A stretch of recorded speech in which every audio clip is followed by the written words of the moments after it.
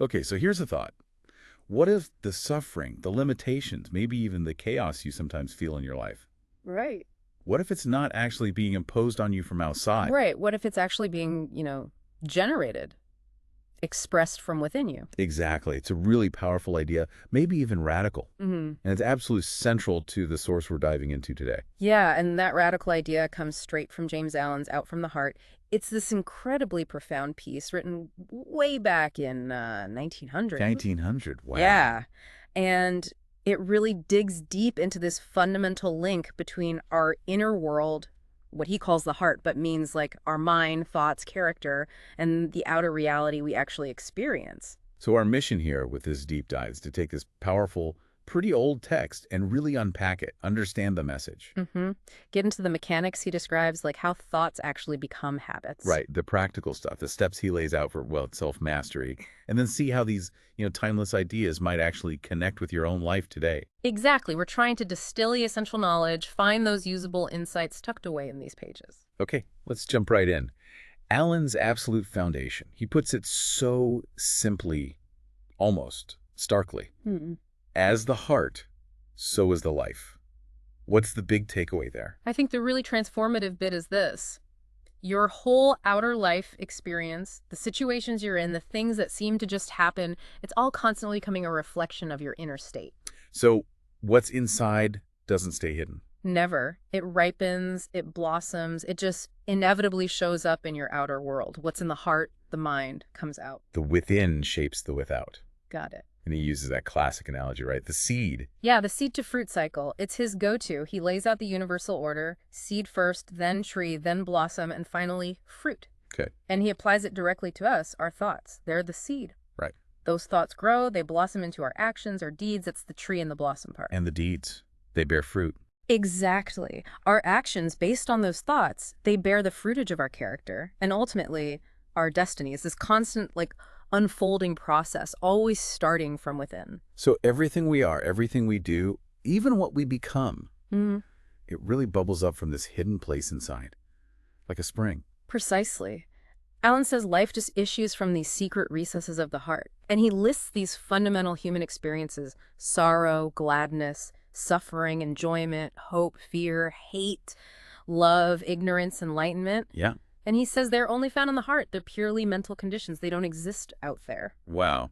Okay, that puts a ton of responsibility right back on it. Well, Now, on you, the individual. it really does. He calls you the keeper of his heart, the watcher of his mind, the solitary sentinel. Sounds pretty serious. It is serious. And as that sentinel, you face this basic choice. Are you going to be diligent or are you going to be negligent? Meaning? Will you guard your heart carefully? Watch your mind, purify it, stand guard against, unhelpful thoughts. Alan says that leads to enlightenment, to blessedness. Or the alternative. Or you live carelessly, loosely. You neglect this supreme task, as he calls it.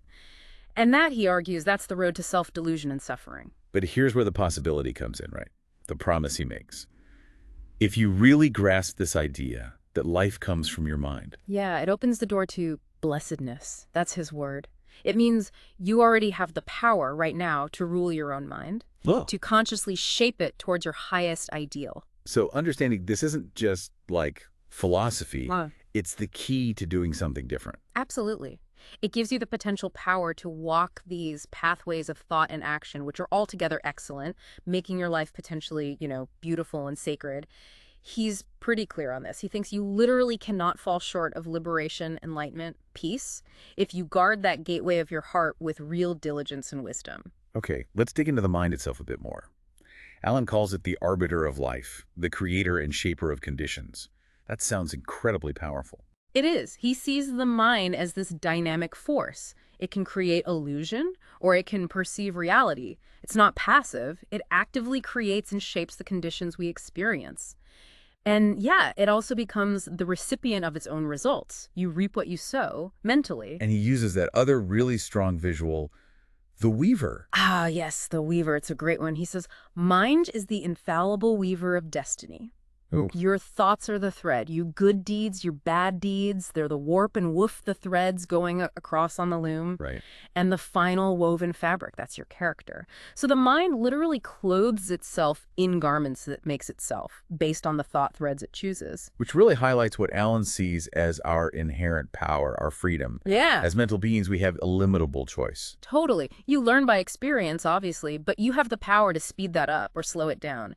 Alan says maybe you feel bound sometimes, stuck. Right. But those bonds, they're self-made. And crucially, you can free yourself. So you can choose your path.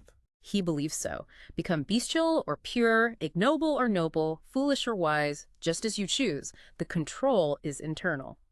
So the mind creates these states, these conditions, Yeah. but it can also change them, fundamentally alter them. Exactly. And that power to change comes through knowledge, specifically knowledge you gain from experience and conscious effort.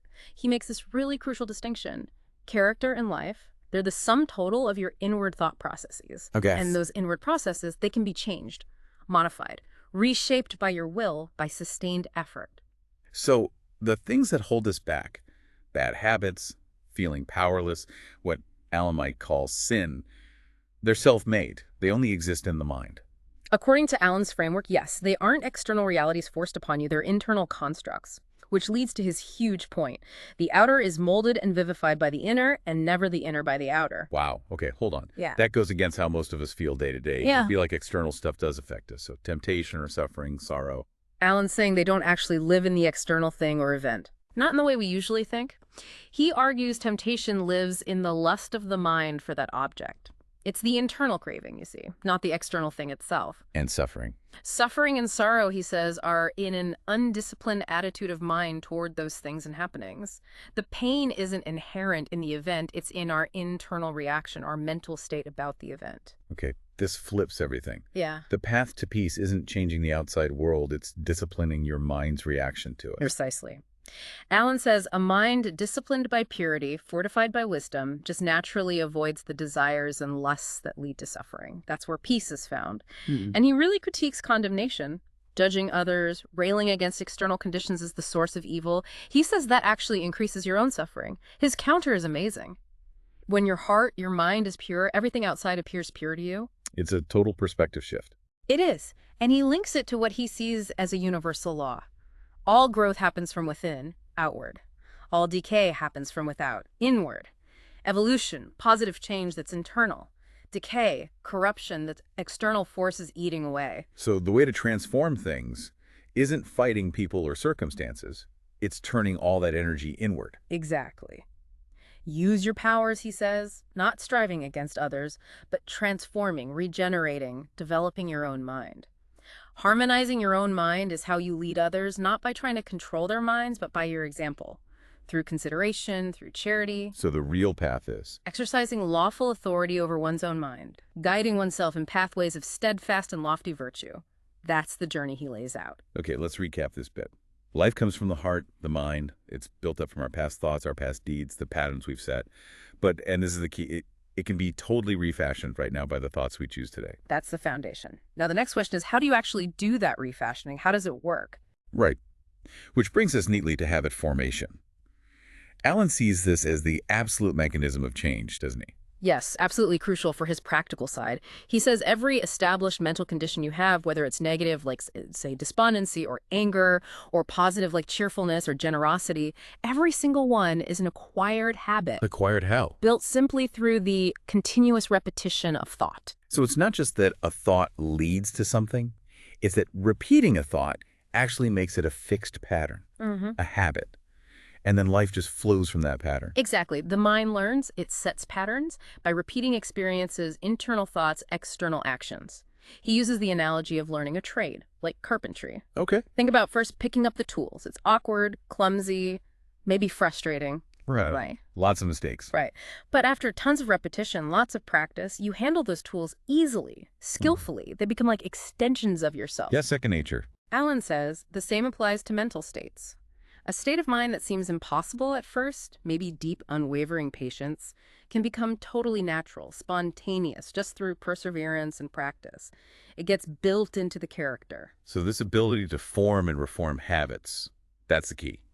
the open door to the freedom and mastery he talked about. That's it, exactly. It's the open door to perfect liberty by the mastery of self. The big insight is, if you have the power to form habits that are maybe harmful or limiting, you automatically have that same power to create good habits, beneficial ones. He also tackles that common feeling that doing wrong is somehow easier than doing right. Yeah, he acknowledges it feels true sometimes, but calls it a passing experience, not some eternal law. He thinks it feels easier mainly because of the prevalence of ignorance, basically. We haven't fully grasped the consequences or the better way yet. Like a kid learning to write. It's easier at first to just scribble. Exactly. It's easier because of ignorance. But with consistent practice, holding the pen right, forming the letters correctly, that becomes natural and easy. And trying to go back to the old wrong way feels difficult, maybe even impossible. Oh. Alan says this applies directly to thinking and living right. It takes effort at first, sure, but eventually it becomes habitual, effortless, easy. So becoming truly accomplished in goodness is basically about forming these new habits of thought, like mastering any other craft. Yes, that's his core argument. He says someone for whom right thoughts and actions are just natural, effortless, that person has reached the highest virtue, the deepest spiritual knowledge. Can you give some of his examples? He mentioned a thief, I think. Right. He asks, why is it so hard for a thief to stop stealing? His answer: because they've lived for maybe years in the habit of covetous, greedy thoughts. That constant repetition built an incredibly strong mental pattern. And the opposite, the honest person. They live habitually in upright thoughts. They've become, in a sense, enlightened to the folly of theft. They see it so clearly as negative that the idea just doesn't even occur as a real option anymore. He says the same for anger and impatience. They're easy for so many people because they just keep repeating the angry thought, the impatient act, reinforcing that habit over and over. But calmness and patience, they can become habitual in the exact same way. Yes, that's the hopeful message. You start by making the effort, maybe just grasping a calm thought when you feel anything but calm. Then you consciously think it, live in it, practice it consistently until, as he says, use becomes second nature. And then what happens to the old habits? Alan believes when the new habit is strong, the old ones, like anger and impatience, don't just get harder, they actually pass away. They cease to exist for you. So the big takeaway on habits is any wrong thought, any negative pattern, any sin can be overcome, not just by fighting it, but by actively replacing the underlying mental habit with a positive one. That's the practical engine for change he offers. It's about building, not just resisting. Sustainable transformation. Okay, building on that, Alan moves into doing and knowing. This sounds like it's emphasizing practice over just theory. Absolutely. He says realizing you have power over your mind might give you the key to freedom, but actually getting free, that comes through steady growth from within. It's not a sudden magic fix or just having an aha moment. And it's not passive either. He says the mind needs training hourly and daily. Hourly and daily. And especially, in those situations where you're most likely to slip up, where you're prone to error, weakness, or passion. He uses the sculptor analogy here, right? Yes, like a sculptor working patiently on a rough block of marble, the person seeking growth must gradually, persistently work on the crude material of his mind to shape it towards their ideal, bit by bit. So there's a definite sense of stages, a law of gradual stages. Absolutely. He argues all real growth, all progress, all evolution happens in these natural and progressive stages. Try to skip steps. He warns that just leads to failure. And he makes this interesting point. We accept this law readily when learning a trade or building a business, right? We know it takes steps, but often we ignore it completely when we think about acquiring something profound like virtue or truth. We want it instantly. So the higher life he talks about, it's not just about reading books or agreeing with certain ideas. Not at all. He's crystal clear. The higher life, the virtuous life, is higher living in thought, word, and deed. It's about doing. He insists that true deep knowledge of spiritual principles comes only after a long period of diligent discipline and consistent practice of virtue. Practice first, then knowing. Always. You have to grasp the lesser before you can truly understand the greater. Real knowledge, the kind you can rely on, doesn't come from theory alone. It comes after practice. He uses some simple analogies for this. Yeah, like a school teacher starting with simple songs before diving into complex math principles, or a mechanic learning how to use the tools properly before fully understanding the underlying physics. Or even in a well-run home, obedience comes first, then understanding why the rules exist. And he says this practice before knowledge rule is especially strict for spiritual or moral truth. Yes, very much so. He emphasizes virtue is known by doing. You understand honesty by being honest. You understand patience by practicing patience. Knowledge of truth, he states flatly, comes by perfecting yourself in the consistent practice of virtue. To be complete in the practice is to be complete in the knowledge. So the actual path to arriving at truth itself is, well, just doing the work. Pretty much. Through daily and hourly doing the lessons of virtue, starting with the simple stuff, building up. It takes patience, consistent effort, and this is key, not getting crushed by failures along the way, because you will fail sometimes. Right. But he assures that as you genuinely acquire virtue through practice, your mind naturally unfolds knowledge of truth, a kind of knowing you can really stand on because you've lived it. Okay, now let's get really practical. Someone's listening, they're thinking, okay, I get the principles, the habit stuff, the need for practice, but where on earth do I start?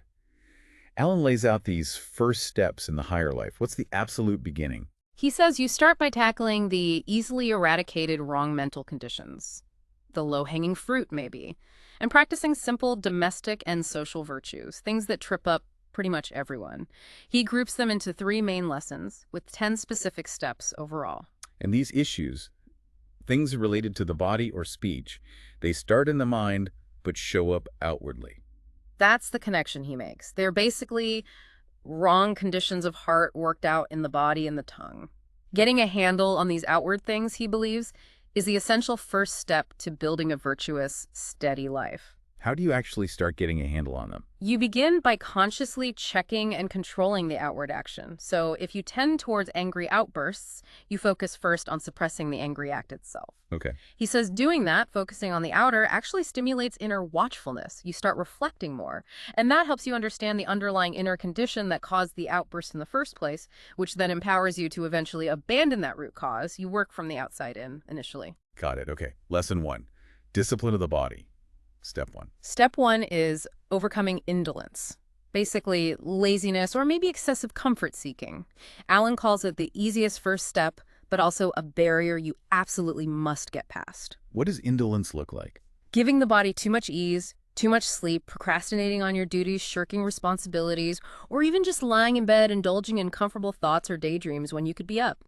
He sees this as fatal to character resolution and mind purity. Strong words. So how do you overcome that specific habit? His advice is very direct, very practical. Rouse early. Give yourself only the sleep you actually need. Do your duties promptly, vigorously. Don't eat or drink in bed. And this is interesting. Get up to think or work. Don't do it while lying in ease. Change the physical posture. Right. Okay. Step 2, embody discipline. Overcoming self-indulgence, which he often connects directly to gluttony. But it's not just eating too much. It's eating primarily for animal pleasure or having a real greed for rich, sweet things. And the remedy. Reduce food quantity, maybe eat fewer meals, choose a simpler diet, set rigid meal times, abolish late suppers. These practices, he believes, bring the physical appetite under conscious control. But he adds a really important point here, doesn't he? It's not just about the diet itself. Exactly. He stresses that just changing what you eat is kind of pointless if you're still eating purely for enjoyment or gratification, just a different kind.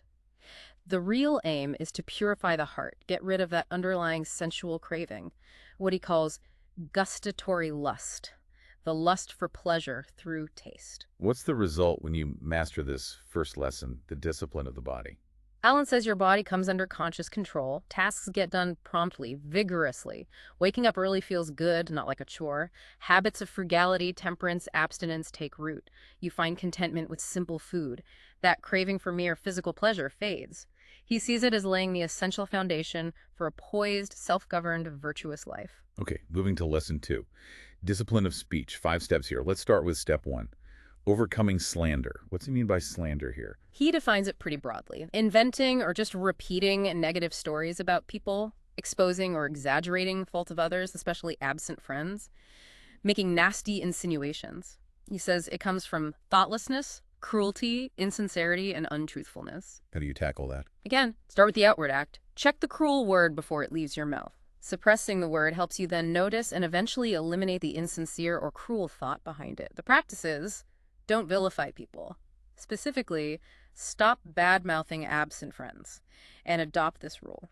Don't say anything about someone you wouldn't say to their face. Ultimately, he says, you have to cultivate thinking sacredly about others' character and reputation. That destroys the root mental conditions. Okay. Step 2, overcoming gossip and idle conversation. This is pretty straightforward, talking unnecessarily about other people's private lives, Hmm. talking just to kill time with no real purpose, aimless, irrelevant chatter. Alan sees it as a clear sign of an ill-regulated mind. How to stop. He advises you to bridle your tongue consciently, specifically as a practice to learn how to govern your mind better. Don't let your tongue just run loose. Make an effort. Is your speech strong? Is it pure? Does it have a purpose? If not, maybe just remain silent. Step 3, overcoming abusive and unkind speech. He's very direct here, abusing people, accusing them. That's a sure sign you've wandered off the right way. Hurling harsh words just sinks you deeper into folly, into ignorance. The fix. Consciously restrain your tongue when you feel that impulse to abuse or condemn. Stop. Instead, turn that focus inward. Look inward upon yourself. Make a resolution to only use words that are useful, necessary, pure, and true. Step 4, overcoming levity. That's an old-fashioned word. What's levity or irreverent speech? He describes it as light, frivolous talk, using coarse or vulgar jokes just for an empty laugh, being offensively familiar, using contemptuous language, especially toward elders or people in positions of authority. Alan feels strongly about this one. Why? He argues that someone who truly loves virtue actively puts this kind of speech away. He feels like absent friends get immolated, sacrificed just for a quick laugh. Sanctity gets tossed aside for ridicule. To abandon respect and reverence in your speech, he says, is to abandon virtue itself. So what's the alternative? Modesty, gravity, dignity in speech and behavior. He finds irreverence degrading, especially sad in older people or those who should be role models. His advice: strive consciously for grave, reverent speech. Think and speak of absent friends tenderly and sacredly, like you might speak of the dead. Watch your dignity.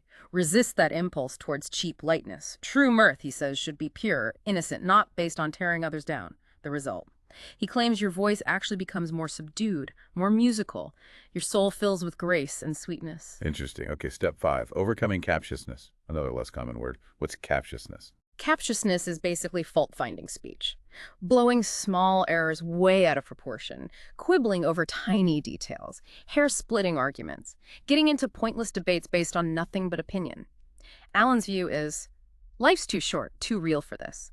Carping doesn't actually fix anything. Not sin, not sorrow, not pain. How do you stop being captious? He makes a key distinction. Someone who's always watching other people's words, just waiting to contradict. They haven't reached the higher way of self-surrender yet, but someone who watches their own words, trying to soften them, purify them, that person is finding the higher way of self-mastery. The practice is conserve your energy, maintain your composure, preserve a spirit of seeking truth, not just finding fault. And the result of mastering this whole second lesson, the discipline of speech. Alan says your tongue comes under control. Those selfish impulses, unworthy thoughts, they don't just spill out anymore. Your speech becomes harmless, pure, gentle, gracious, purposeful, spoken only with sincerity and truth. Now, okay, hearing all this overcoming laziness, indulgence, taming your speech in 5 different ways, someone listening might just be thinking, wow, is all this effort, all this constant watching, this strenuous work, is it really necessary? And Alan totally anticipates that question. His answer is a clear, loud yes. He insists the higher life cannot be realized without such strenuous labor. His principle is firm. In the spiritual, as in the material, nothing is done without labor, and the higher cannot be known until the lower is fulfilled. So you can't jump to advanced calculus without mastering basic addition. Exactly that. You can't hope to shape your mind to understand deep truth if you haven't even overcome the basic slavery to your own body's impulses. You can't grasp the mind's subtleties if you haven't mastered the ABC of right conduct in your daily actions and words. And the amount of labor involved. Yeah. He puts that in perspective too, right? He does. He asks you to think about a young person committing to a 7-year apprenticeship for a trade, submitting to daily detailed work, painstaking effort. Or think of someone dedicating their entire life, day in, day out, to become excellent in music or painting or any really demanding skill. Why, he asks, do we hesitate or complain about putting in that kind of labor when the goal is the very highest excellence, achieving truth, living a truly virtuous life? What happens if you try to find an easier way? A shortcut? Yeah. Avoid the labor? He warns pretty directly. The person seeking truth without labor, salvation without effort, They just won't escape confusion and suffering. They won't find a calm mind or an ordered, peaceful life, period. Why not? Because, he argues, their real love isn't for truth itself, it's for ease, for enjoyment. The true lover of truth, Alan says, sees no labor as too great. They embrace it, maybe even joyfully. They pursue it patiently through all the setbacks, and they arrive at knowledge only through that perseverance and practice. And he loops this outward labor-fixing speech actions back to the inner state again. Yes. He reiterates that those wrong outward things, the captious speech, the lazy body, they are direct expressions of wrong inward states. So the act of diligently fixing the outer behavior is the very method for starting to fix the inner state. And there's a double benefit. A powerful dual benefit. When you consciously stop doing evil things, you automatically start practicing good things. Overcoming indolence and self-indulgence actively builds abstinence, temperance, punctuality, self-denial, strength, energy, resolution. Overcoming those speech vices builds truthfulness, sincerity, reverence, kindness, self-control, mental focus, a fixed purpose. And the reward for actually doing this tough work. Alan says simply doing right deepens your knowledge, sharpens your insight, and every little victory over a negative habit brings this quiet kind of bliss. Something that pleasure seekers chasing external highs will never actually know. Okay, so after tackling the body and speech, Alan moves to lesson 3. Discipline of inclination. This sounds like it goes deeper into motivations. It really does. After you've got a handle on the more surface stuff, Alan says you're ready for these bigger tasks. Purifying deeper, more fundamental motives, he focuses on 3. Unselfish duty, unswerving rectitude, and unlimited forgiveness. He stresses you simply cannot know the higher virtues, the deeper truths, without first getting duty right. Duty. Yeah, for most people, that word probably sounds, well, like a drag, something you have to do grudgingly. And Alan totally gets that. He agrees it usually feels that way, but argues that feeling comes from a selfish perspective, a wrong understanding. The way to practice unselfish duty, he says, is to consciously see duty as sacred, then perform it faithfully, unselfishly. Deliberately pull out the selfish calculations, what's in it for me? That changes the feeling. He claims duty actually becomes joyful when selfishness is removed. The irksome feeling comes purely from the selfish desire to escape it. Neglecting duty, rebelling against it, is fighting against virtue itself. When duty becomes love, when it's done accurately, faithfully, dispassionately, that removes subtle layers of selfishness. And a key practice, he adds, focus entirely on your own duty. Don't interfere with or judge how others are doing theirs. Okay, step 2 in this lesson. Unswerving rectitude. What exactly is rectitude? Think of it as absolute moral integrity. Uprightness, honesty to the core. Alan says this has to be rock solid, woven into every single detail of your life, no matter how small. How you practice that? Forever put away dishonesty, deception, trickery, misrepresentation. Actively purge your heart, your mind of all insincerity, all subterfuge. He says even the tiniest swerving from this path is a deviation from real virtue. It means no extravagance, no exaggeration. In your words, just state the simple truth. Any deception, even if you think it's for a good reason, like making yourself look good or getting an advantage, is a delusion you need to get rid of. Practice rigid honesty, thought, word, deed. Be exact in what you say. Don't add things, don't leave things out. Shaping your mind to rectitude leads you to deal justly, impartially with everyone, seeing things free from your own bias, passion, or prejudice. What's the payoff for establishing rectitude? Alan says your heart becomes purer, nobler. Your character gets incredibly strong. Your knowledge, your understanding expands. Your whole life gains new meaning, new power. And the final step of this lesson. Yeah. Unlimited forgiveness. This is about overcoming that feeling of being injured by others, which Alan traces back to vanity, selfishness, pride. It's about actively choosing to exercise disinterested charity, large-heartedness. He's pretty blunt about holding grudges. Very blunt. Spite, retaliation, revenge, he calls them, ignoble, foolish. Holding on to those feelings, he warns, makes it literally impossible for you to rise above your own folly and suffering. The practice. Consciously cast them away. Choose to stop being internally moved by perceived slights or injuries. Develop a genuinely forgiving, charitable spirit towards everyone. He believes this is the only way you can even begin to perceive the strength and beauty of a truly well-ordered life. So, in a truly virtuous heart, Alan argues no feeling of personal injury even arises because the ego is quiet. The ultimate practice. Put away all thought of retaliation. Aim to have no enemies. And if you do perceive someone as an enemy, regard them kindly. Make allowances for their ignorance. Try to understand where they're coming from instead of just condemning them. Mastering this third step, disciplining that self-seeking inclination, Alan says, means you've mastered the third great lesson in virtue and knowledge. So those are the first 10 steps, the first 3 lessons Alan lays out. He believes mastering these specific practices fundamentally purifies you, strengthens you, enlightens you, and gives you clear guidance for whatever comes next. Yes, he sees them as absolutely foundational. He knows there are higher levels, deeper disciplines, but getting these basics right is non-negotiable. He also adds an interesting point. Even if you're not aiming for the absolute highest spiritual goal, just walking this path, diligently practicing these steps, develops huge intellectual and moral strength. It improves your judgment. It brings real peace. And he even mentions material prosperity. He does.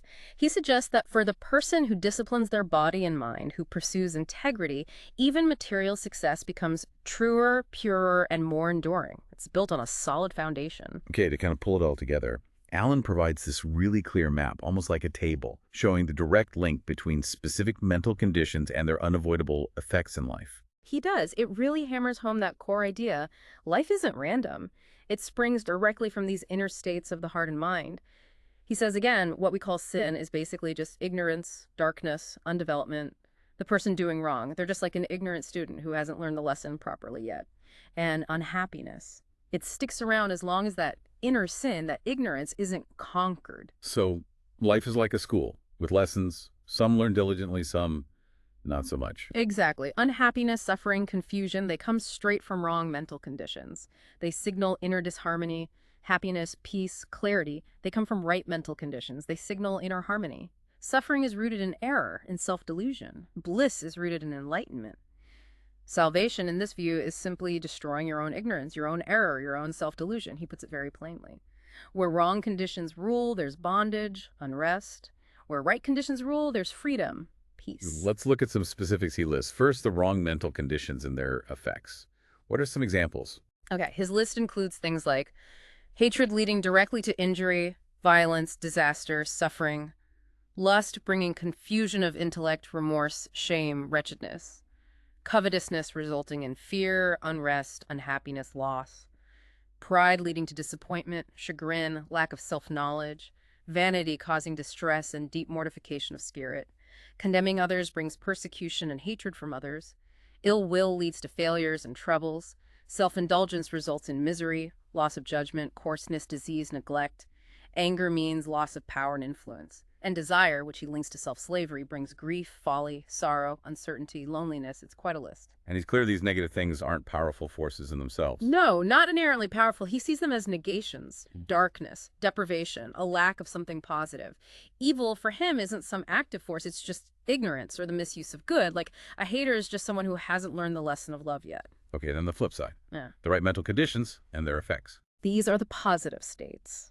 Love leading to gentle conditions, bliss, blessedness. Purity bringing intellectual clearness, joy, invincible confidence. Selflessness resulting in courage, satisfaction, happiness, plenty. Humility leading to calmness, restfulness, knowledge of truth. Meekness bringing equipoise, contentment no matter the circumstances. Compassion resulting in protection, love, and reverence from others. Goodwill leading to gladness and success. Self-control bringing peace of mind, true judgment, refinement, health, honor. Patience leading to mental power and far-reaching influence. And finally, self-conquest bringing enlightenment, wisdom, insight, profound peace. These sound much more like states of actual power, of being. They are. He describes them as states of positive power, of light, of joyful possession, of real knowledge. The good person, in his view, knows things because they've learned their lessons correctly through practice. The person doing wrong doesn't truly know. They're ignorant of themselves, of true causes. They stay unhappy, they blame everyone else, they work blindly against these natural laws he's describing. So the way to get from the first list, the negative effects, to the second list, the positive ones, is to consciously, deliberately abandon the wrong conditions and patiently, persistently practice the good ones. If you find yourself suffering, doubting, unhappy, Alan urges, search within. Find the cause, identify that wrong mental condition, and then make the sustained effort to cast it away through disciplined practice of its opposite. He finishes that section saying, basically, if you diligently guard and purify your heart every day, less evil and more good automatically comes out. You get stronger, nobler, wiser, more blessed day by day.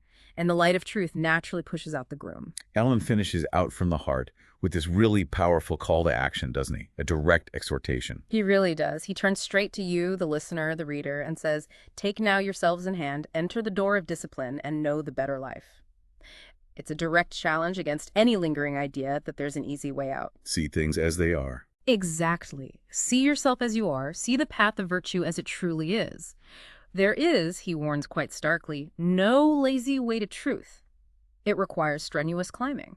You only rest on the way up to gather strength for the next climb. But the climb itself, it's not just drudgery, right? No, he insists if the climbing isn't quite as glorious as reaching the summit, it is still glorious in itself.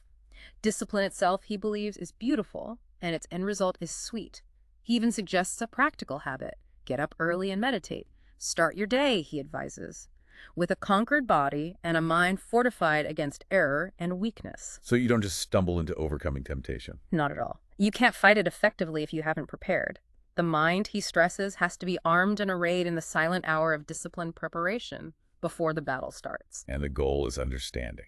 Training the mind to perceive, to know, to truly understand. He suggests sin and temptation don't need to be fought endlessly. They largely just disappear once right understanding is developed. And how do you develop that right understanding?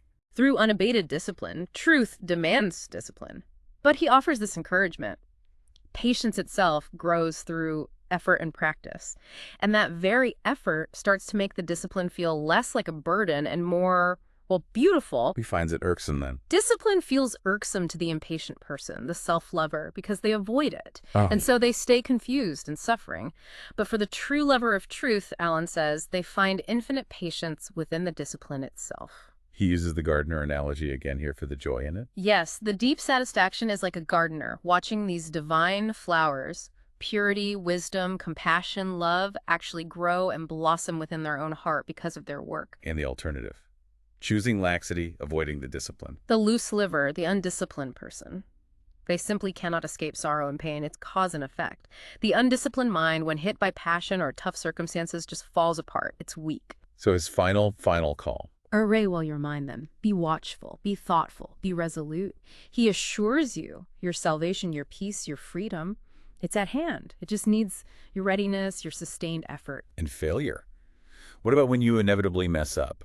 His encouragement here is so important. Don't be disheartened by failure. Even if you fail hundreds, thousands of times on this path, just get up again, regain your footing, pursue the way again. Success, he promises, is absolutely sure if the path itself is not completely abandoned. And he lays out the sequence of the journey. Yes. First strife, then victory. First labor, then rest. First weakness, then strength. The beginning is the lower life, the confusion, the battle inside. And the end, Alan promises. The life beautiful, the silence, and the peace. Wow. That was quite a deep dive into James Allen's Out from the Heart, exploring that really fundamental, maybe challenging idea that our life isn't just happening to us, but is constantly unfolding from us, from within. Yeah, we've really unpacked his core principle, looked at the incredible power he gives the mind, how habits form as the engine of change, why that consistent practice is just non-negotiable. And we walk through those very specific, tangible disciplines he lays out for the body, for speech, and for those deeper qualities like duty, rectitude, forgiveness. The source definitely lays out a clear path. And yeah, it's demanding, no doubt. But the power in it seems to be this suggestion.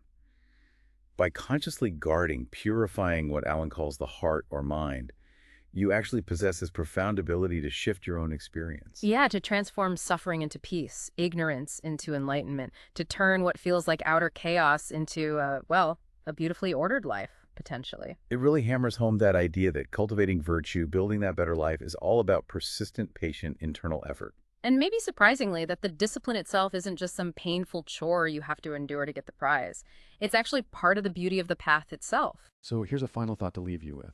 If Alan is right, if all your foes are in your heart and mind, as he suggests, what might actually change in your outer world if you decided to focus your energy, your conscious effort, really diligently on mastering that inner world? Something to maybe ponder as you go about your week.